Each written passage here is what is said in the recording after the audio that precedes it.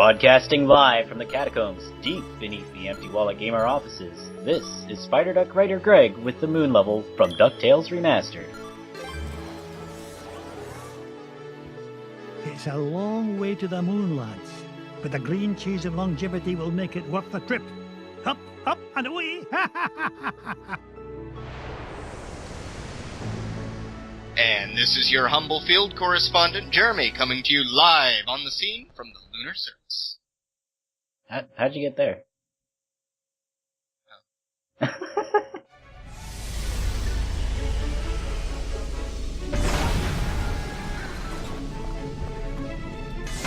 Gosh, Mr. McDuck! I've never been to the moon before!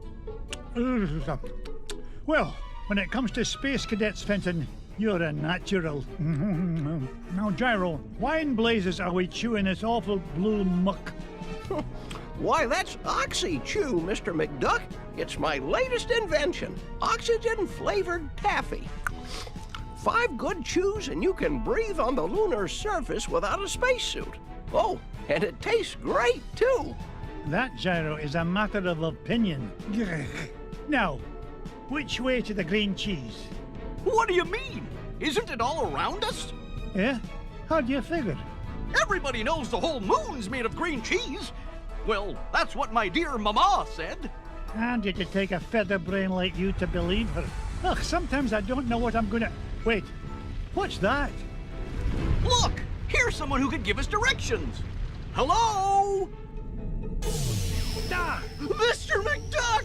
Help! Oh, no! We've got to save him! Do we really? We do if you want to find that treasure of yours, Mr. McDuck. Fenton was carrying the Gizmo Duck suit. That's the only thing we've got powerful enough to break into the moon vault. All right, fine. Stay here and guard the supplies while I look for that bumbling bookkeeper.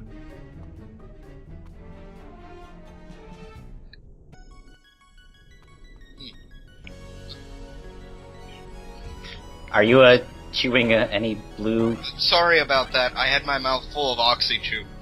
Sorry, I had to do that before we landed. Man, this stuff tastes...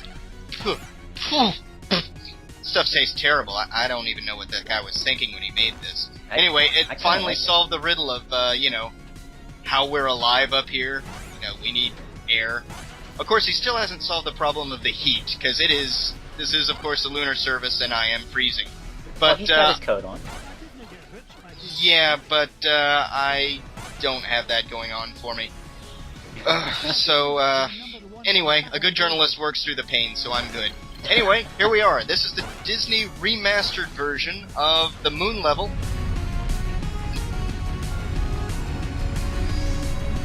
Why, that looks like the same spaceship that took off with Fenton. Well, I guess this means I'm invited on board. Wow. Yeah, it looks like the spaceship arrived late. Unlike the original NES version, it seemed like it took its time getting here, I tell you, games these days, they are not as prompt and well organized as they used to be, because back on the NES, that ship was already there. They didn't need a cutscene to introduce it at all. Remastered has tons of loading screens, and that is just one of them. Yeah, that's the trouble with video games these days. Stuff just doesn't show up in time. The level is apparently still loading. So yeah, that's one of the big things that's different. Other than that, though, as you'll notice, they did a remarkable job of recreating the level. One of the things I wanted to draw attention to was the way they hand-draw the enemies in this case. Blast me bagpipes! A piece of Gizmo Duck suit! Oh, if only I had a way to open this door. Yeah, you'll need a way to open that door. But, yeah, I got cut off for a second there. Now, the enemies and characters in a lot of the other stages, I was an avid fan of the original DuckTales show when I was a kid. I almost have large chunks of the series committed to memory, but I don't remember those enemies appearing on the shows. Oh wait, this is interesting. Hang on. Fenton, get down from there and stop embarrassing yourself. Mr. McDuck! Thank goodness you're here! I think those aliens wanted to suck out my brain and make an army of Fenton clones. Bah, they'd soon learn that one of you is one too many. Now, help me find a security override so we can get to your Gizmo Duck suit. You mean this? Security system disengaged. Fenton, you're a genius. Gee, Mr. McDuck, do you mean it? Oops.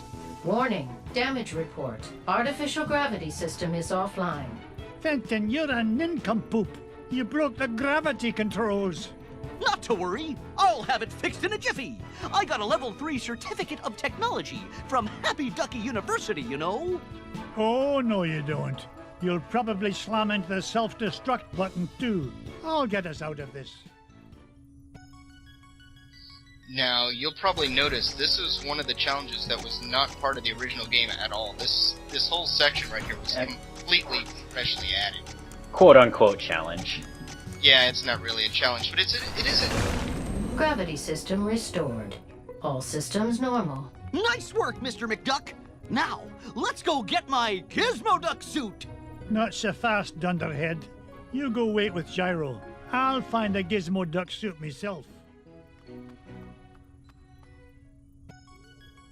So when they decided to expand this level to put more emphasis on finding keys to moving ahead, that was one of the things they came up with to sort of pad out the level, was that little thing. And interestingly, they added that entire game mechanic only for that one little scene where you're floating, weightless in midair. That's the only time in the game where you'll have that, which means the programmers had to add that just for that spot. And that's really unusual in game development, to go to all the trouble to program and test something like that for almost no use.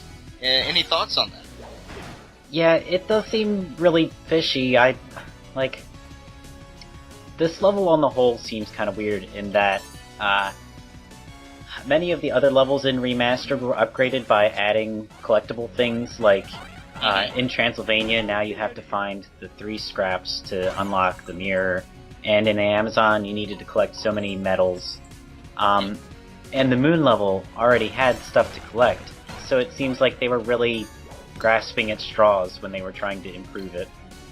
Well, I think what they were trying to do in this case was to at least tie in the collectibles to the overall plot, if you will, of the level, of that you're trying to get Gizmo Duck involved. Because in the first game, he was just sort of random. He was just sort of added into the game. He wasn't given much fanfare. He only appears for a few seconds. But since they were going for a more character-driven, cinematic style for this game, I think they were trying to tie in the Gizmo Duck character a little bit more. And that makes sense, but I don't think the floating mechanic really characterizes anything. Right, that was just sort of random. Looks like I found Gizmo Duck's armored suit. It's a good thing Gyro rigged up this hyperspace pocket for me to carry things around in. Now, only 2 more parts to find, and we can break into that moon bolt. Yeah, go ahead. Oh, that was all I had. Oh, okay. Alright. Actually, no. I think the moon level becomes one of the least interesting levels in Remastered, because, in the NES game, most of the stages had interesting enemies to deal with, and so the structure was less interesting, and then the moon level had uninteresting enemies matched by a really neat sort of maze structure, so that the maze was the main character. That was the unique feature of the moon. Exactly. But in Remastered, you already have plenty of other mazes to sort out, and the enemies are still boring. So it feels like it didn't receive the same love that the other levels did. So the enemies in this case feel more like busy work, or just there to, provide some sort of percussive therapy, just so you have something to mouth. And you gotta admit that it is one of the reasons why the DuckTales game works so well. The pogo mechanic is unique amongst early NES games, but somehow it's just so much fun to work with. I mean, bouncing off of enemies is like the Mario games. It's just something that's inherently fun. Yeah. So in this, and it's not unusual for game developers, when they know that a certain game mechanic is fun, to just give you excuses to use that mechanic, even if it doesn't really add to the challenge a lot. They just know that you like to do it, so they give you reasons to do it. Which makes a sort of sense. It certainly works in that the level would be a lot more boring if I didn't have enemies to thump. Right, exactly. Thump, I like that. That has got to be one expensive cane. Gotta wonder how much he spent on that thing. Actually, I also want to say, you mentioned that this game was more cinematic and character-driven, and sometimes I think the humor works, like when Scrooge calls Fenton, he says he's a natural at being a space cadet. Yeah. But, like, when Fenton says, "Oh, aren't we surrounded by green cheese?" Moments like that are really painful and hard to listen to each time. In other words, you think they made him too stupid? Sometimes they were reaching. Because, yeah, that is an interesting thing when you're trying to create a character-driven sort of game. Especially when you're trying to... Mrs. Bigley, now where did you come from? Why, from home, of course. I had to be sure you were all right in this filthy place. Marvelous job, as usual, Mrs. Bigley. Goodbye, Mr. McDuck, and be safe. Now, an interesting thing about that little encounter with Mrs. Beakley. Now, you may not be aware of this, but one thing I discovered playing was when you're climbing up into that room, you have the option to fall off the rope to the left or to the right, and the conversation doesn't start until you actually touch the ground in that room. Oh. I discovered that there's a different conversation with Mrs. Beakley depending on which way you fall. They recorded two somewhat different cutscenes, two different conversations, just on that one little variable in the room. Just goes to give you a little bit of insight as to how the programmers worked on this. That's another, like, really tiny, negligible detail. Still, it's kind of interesting.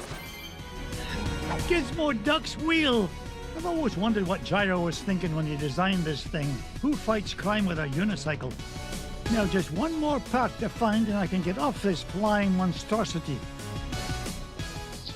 But on the topic of these little cinematics that they sprinkle throughout the levels, when you're trying to make a game based on a franchise, when you try to, make it character-driven, one of the tough things you gotta do is it's called the voice. You want the voices of the characters to be authentic, and I don't mean the way the voices sound, but I mean, you want it to really sound like things that they would say. You want it to be in character, true to the characters of the original work. And you were saying that sometimes some of the things that the characters would say, like, Gyro, kind of being especially stupid, can be a little painful, but I think on the whole they did a very good job of remaining true to the voices and personalities of the character from the show. I'd say that a lot of this game really does a good job of hanging together. I mean, it almost feels like some sort of full-length... That's Gizmo Duck's helmet! Oh, if I didn't know better, I'd swear Fenton actually gets smarter when he wears this thing. Maybe I'm a wee bit too hard on the lad. Now that I've got all three parts, I can head back to Fenton and Gyro. I hope it's not too late. Like a 7-part miniseries? In a way, yeah. I think it obviously wouldn't pass as, say, DuckTales, the next animated movie, but it really does sort of hang together, almost like it's a sort of storyline. Even that little moment right there, all through this level, and in fact through most of the game, one of the things you'll notice is that Scrooge really does bust everybody's chops pretty hard. I mean, he is a tough character in the show, too, but he seems almost mean-spirited at times in this game, which, always kind of bothered me a little bit, because that just wasn't the Scrooge I knew. He might have been a bit of a hard driver, but he was never really unpleasant. But that little moment in that conversation there, where he asks himself, maybe I'm a little too hard on the guy. It's a tiny little throwaway line, but it humanizes him. Yeah, it does. It's good writing. Good writing is always in the details. A great character always comes down to one or two great lines. And, I think they did a good job of making Scrooge, a believable character in this. You know, even that little thing could have been considered plot and character development. But anyway, go ahead. We're about to go back to the spaceship and go on to the next phase of this stage, so... We're in luck. I managed to find all of Gizmo Duck's suit. Oh boy! Now we can blast into the treasure vault! Just a moment, Fenton. Gyro, I think I left my favorite $2 bill under the back seat. Would you mind getting it for me? Sure thing, Mr. McDuck. Gee, boss, why'd you send Gyro back onto the ship? So he doesn't find out you're Gizmo Duck when you put on that suit, you dunderhead. But there are only 3 of us here, sir. Won't he figure it out anyway, when Gizmo Duck appears and I've mysteriously vanished? I wouldn't worry about that. Gyro may be a brilliant inventor, but his deductive reasoning skills are about as good as yours. Oh! Hey! Would you just get on with it? Say your secret code word and activate that confounded contraption. Code word? Gee, I can't remember it. Oh, blather and blatherskite, I'm useless.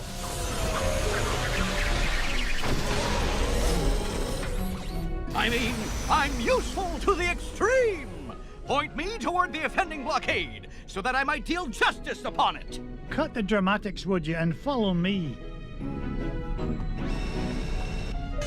Mr. McDuck? Fenton? Gizmo Duck? Huh. They're gone. And all I could find was this $2 million bill. Oh well, back under the seat it goes. So, in the larger scope of DuckTales Remastered, I feel like we get 2 different sequences of levels in that the Amazon, Transylvania, and the Himalayas share a lot of similarities. Or, not the Himalayas, the mines. And then the Himalayas and the moon share a lot of similarities. One of those Go ahead. One of those similarities is that you get a companion in both the Himalayas and on the moon. Ah, yes. Bubba Because, and you get Bubba Duck and Gyro Duck. Yeah, go ahead. Exactly. They both take care of blockades for you, and they both kill enemies for you. Although Gizmo Duck is, of course, a lot better at it. But Gizmo Duck is, as we're watching, he is devastating the landscape, but it seems like you keep Bubba a lot longer. Also, he had a lot more to say, it seems like. He made more of an impression on me than Gyro Duck does. Well, also, he was just a slightly funnier character. Incidentally, Unca Scooge sounds like a great name for a rapper. If I ever go into rap, my rap name is going to be Unca Scooge. Anyway, go ahead. This is the place. Gyro's calculations said the green cheese of longevity lies just beyond this door. Step aside, citizen, whilst I blast the door asunder.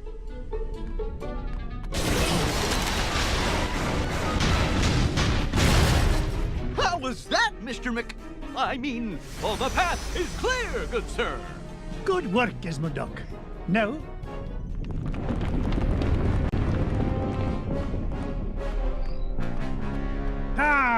Flint-Hat Glumgold. What are you doing here, you pernicious pilferer? Why, same as you, Scroogey. Trying to corner a new segment of the dairy market. Why, you... How did you find out about the green cheese? Wouldn't you like to know? But thanks for saving me the trouble of blasting through that door on my own. I'll stop him, Mr. McDuck! Halt, evildoer! No, Gizmo Duck. I need you to help me deal with the... Beagle Boys. Bah! Gizmo Duck is also built up from the very beginning of the stage, whereas Bubba is just sort of a random occurrence right in the middle. Right, you almost end up asking yourself, if you're familiar with the show, what is he even doing here? Why is he in the Himalayas and why is he frozen to death? It's just kind of weird. Now here's an interesting little thing. Speaking of things being set up, in the original game, of course, you encountered the Beagle Boys as enemies trying to get to the boss without any explanation, and once again you wonder why they're even on the moon. They're not thematically appropriate. So they took the trouble to even explain that little detail, as well as to give a little bit more characterization to Flintheart Glumgold, who, as you and I both know, will play a much larger role in the end game. No. I know. Spoiler alert, everybody. Keep it under your top hats. That's another similarity between the Himalayas and the moon, that they added Glomgold to both of them. They did. Yeah, you have that whole airplane sequence, which was pretty fun, actually. Yeah, it's a neat diversion. Yeah. And yet another similarity is that this linear sequence right at the end of the stage was not in the NES version, and there's like a parallel sequence in the Himalayas that was not in the NES version. You're right. They padded out this section a bit more. In the original NES game, you just sort of, you just go right into the moon vault, and there's the boss. Well, I think they wanted to give you a chance to earn more treasure, I think, is the main reason. I don't know. Another little detail about the game that's different from the NES version is that in the NES version, if a Beagle Boy touched you, you lost money. They removed that element from this game. You'll notice you can get hit, you don't lose it. That's, I guess he's better at keeping, his wallet on his person. Yeah, he's got one of those chains in his wallet. And that treasure in the NES version is, that was, like, in deep space when we had to go get one of the Gizmo Duck parts. Yeah, you're right, it is, yeah. And I believe on the other difficulties that becomes a heart container. But since we're playing on hard, we only get 5 hearts. That's true. I played the game apparently on easy mode without realizing it. I think I died in the intro level, so they cut me back to the easy mode. So I never saw either 1-ups or those special treasures. I have unlimited lives, but at the same time, I don't seem to get as much treasure as you get. Kinda stinks. Yeah, hard mode is all about getting tons of lives and tons of money. Mm-hmm. And you're coming up on the boss battle here, so let that. Just go in the door. Mirth and be merry. I made it here first. No, not the cheese. Anything but that.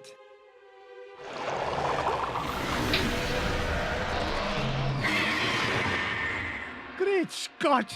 I thought that stuff was supposed to be an anti-aging culture, not an instant growth fungus. So this is one of those things that's like... Oh, Yeah, the boss is up. Go ahead. Um, What were you saying?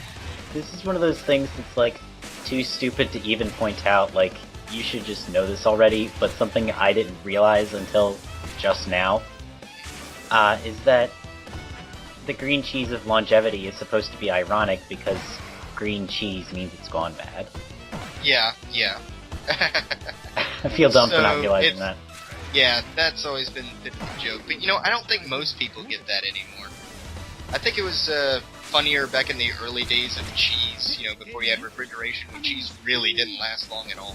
You pretty much ate it shortly after you made it. Interesting thing, they even took the time to set up the rat in this level before you fight him, because during that brief level with the anti-gravity thing, there's a bunch of mice that get released from their cryo tubes. So he's sort of like an experimental rat. They even introduce him ahead of time. Yeah, that is pretty neat. And they thought of everything. If you had designed this stage, would you have made the anti-gravity part longer?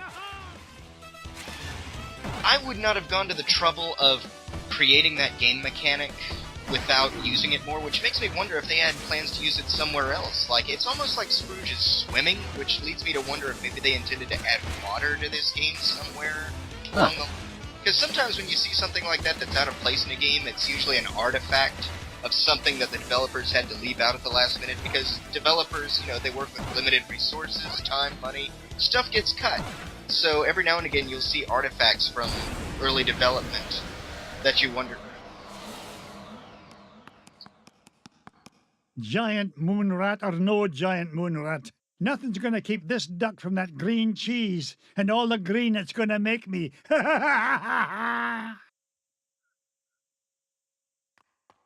almost an evil laugh when you think about it. It's like... He's going to corner the market, so yeah. It's kind of a jerky thing to do. I think I said dairy, not meat. You can do that. Walked right into it. Here is the sum tally of the level. I might say you do a very good job of collecting treasure. Even though apparently you haven't been playing this as long as I did, you know, I've practically cut my teeth on this game. You quickly adapted, I noticed in your other playthroughs, to the mechanic of hugging every wall, you know, touching every floor, every ceiling, looking for treasure. You know, There's you're something really just satisfying on a base level of hitting every corner and getting every gem to appear. You are absolutely right. You've hit on another one of those little psychological factors that made this one of the classics of the NES era. There were so many subtle, appealing things about the gameplay in this. Because, you know, most games that are based on franchises, TV or whatever, they're just not that... We did it, boys! All 5 treasures are mine! Boys? Sorry, McDuck, but your meddlesome nephews are a wee bit tied up at the moment. Flintheart Glomgold, you put the Beagle boys up to this. Guilty as charged, Scroogey. I've been the world's second richest duck long enough, but these treasures will soon change that. Oh, tell your goons to release my boys. Not till you fork over that last treasure. Don't do it, Uncle Scrooge. Don't do it. The way I see it, McDuck, you're not in much of a position to argue. Yeah, aye. You drive a hard bargain, Glomgold. Take it, you filthy cheat. Flintheart Glomgold, the richest duck in the world. How does it feel to be number 2, Scroogey?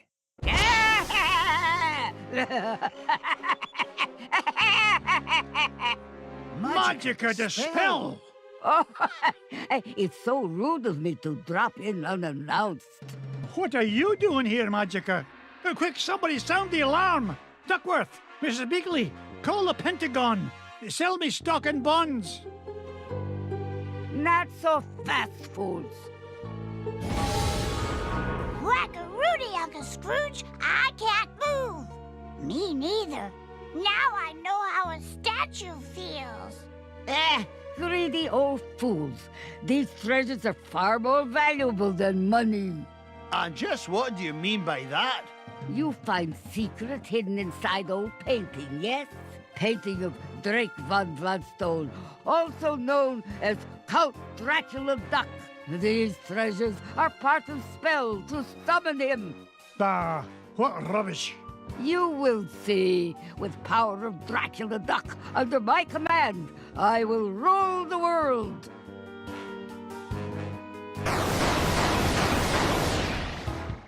Unless, you'd rather surrender number 1 dime, Scrooge.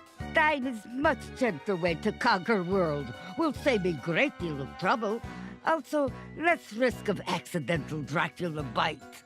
The first dime I ever made? Never. Then I will take precious nephews instead. You will bring me dime quickly enough after that. Hey, them's is our hostages. Find your own. Quiet, piggle boys.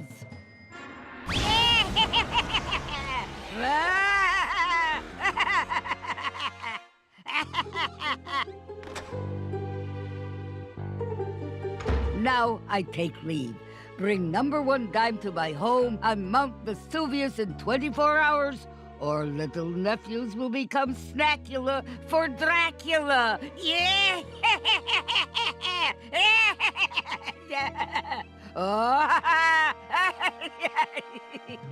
Oh dear, sometimes I still get carried away. The lousy, no-good so-and-so. I stole those treasures fair and square. This is no time for bellyaching, Glomgold. I've got to save those boys. Pah, forget it. That she-devil's long gone. You can't catch her now. Maybe you're right, Flinty. That leaves me no choice. How about a deal? You help me get the boys back, and you can keep the 5 treasures. Without your dime, I'll become the richest duck in the world, and you'll be nothing but a shriveled up old has-been. That dime's not worth 10 cents next to the safety of my boys. Do we have an agreement? Are you joshing? It's a deal. You know what I think, McDuck? I think you've gone soft. You've let those pesky rugrats become a business liability, and I'm gonna be the richer for it. Oh, go soak your head. So, remember the special stages? Yeah, I remember those meetings. You get to do this? Oh, neat. I never saw these during my playthrough. Neat. It's, the platforms are a little hard to see, so, oftentimes Yeah. I'll just bump my head and then fall directly down. Yeah, I mean, I'm not even exactly sure oh, wait, I can kind of sort of make out oh, that's diabolical. I wonder if that was bad design or intentional. It's really hard to tell. You made it, though. Cool.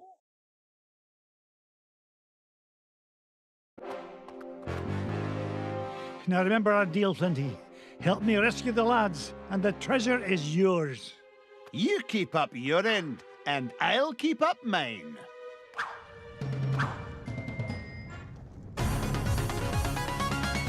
Next time. Be well, do good work, and keep in touch. Zip it up and zip it out. Yeah.